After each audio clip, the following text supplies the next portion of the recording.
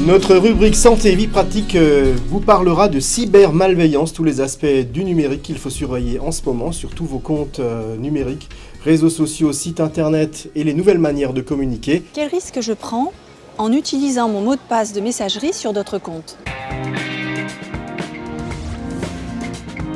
En utilisant le mot de passe de votre messagerie sur d'autres sites, vous prenez le risque qu'un criminel puisse accéder à votre boîte mail, si un de ces sites se faisait pirater. En plus de contenir vos messages personnels, votre boîte mail est un élément majeur de votre sécurité sur Internet. En effet, vous devez généralement indiquer votre adresse mail pour pouvoir réinitialiser votre mot de passe sur les différents sites auxquels vous êtes inscrit, comme par exemple les réseaux sociaux ou encore les sites de vente en ligne. Si un pirate arrivait à prendre le contrôle de votre boîte mail, il pourrait alors réinitialiser les mots de passe de vos autres comptes et en prendre le contrôle pour, par exemple, usurper votre identité ou même passer des commandes à votre place. La sécurité de votre boîte mail est donc très importante. Choisissez un mot de passe solide que vous n'utilisez nulle part ailleurs, ne le communiquez jamais à personne, changez-le régulièrement et activez la double authentification pour qu'une confirmation vous soit demandée si quelqu'un essayait de se connecter à votre compte. Choisir des mots de passe sécurisés sans souvenir, c'est une galère, donc comment faire? Utiliser le même mot de passe pour plusieurs de vos comptes serait trop risqué si l'un d'entre eux était piraté.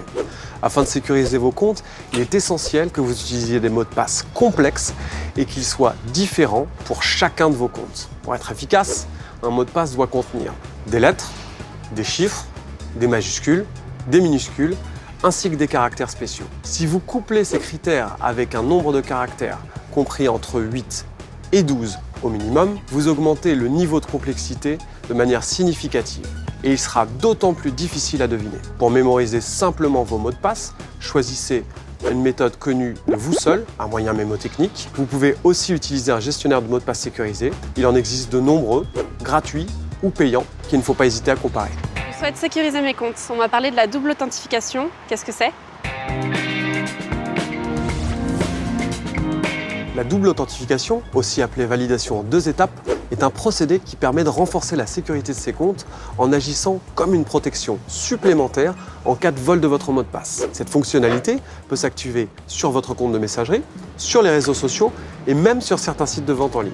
Elle vous envoie par exemple un SMS contenant un code que vous devrez donner pour prouver votre identité après avoir renseigné votre mot de passe. Ainsi, si une personne malveillante essayait d'accéder à votre compte avec votre mot de passe, elle serait bloquée et vous recevriez une alerte vous notifiant que quelqu'un a essayé de s'y connecter. Il faudra alors changer de mot de passe immédiatement pour bloquer une éventuelle tentative de connexion et de piratage de votre compte. Quel risque je prends en me connectant sur les réseaux Wi-Fi gratuits ?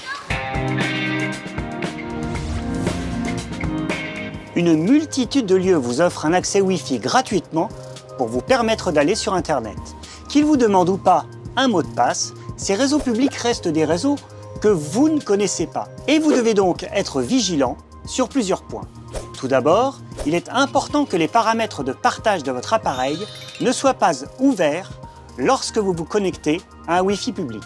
Sinon, n'importe qui pourrait accéder directement à toutes les données que vous partagez. Ensuite, évitez de faire des opérations sensibles lorsque vous êtes connecté à un réseau public Wi-Fi, afin d'éviter qu'elles ne soient interceptées par un pirate qui contrôlerait ce réseau. Privilégiez votre connexion 3G ou 4G et désactivez la connexion Wi-Fi de votre appareil pour qu'il ne s'y connecte pas automatiquement.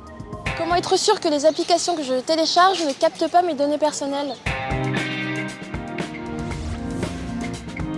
Lorsque vous installez une application sur votre smartphone, vous l'autorisez à accéder à certaines informations et fonctions de votre appareil. Généralement, ces applications ont besoin de ces données pour fonctionner correctement. Cependant, certaines applications vous demandent d'accéder à des données qui ne sont pas nécessairement utiles à leur fonctionnement.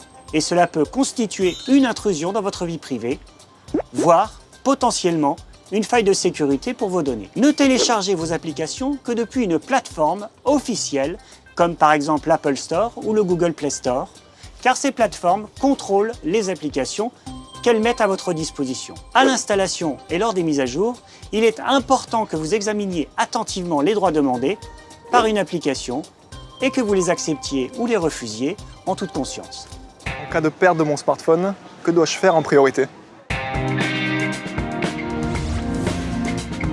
Premièrement, vous pouvez tenter de localiser votre appareil à distance s'il est allumé.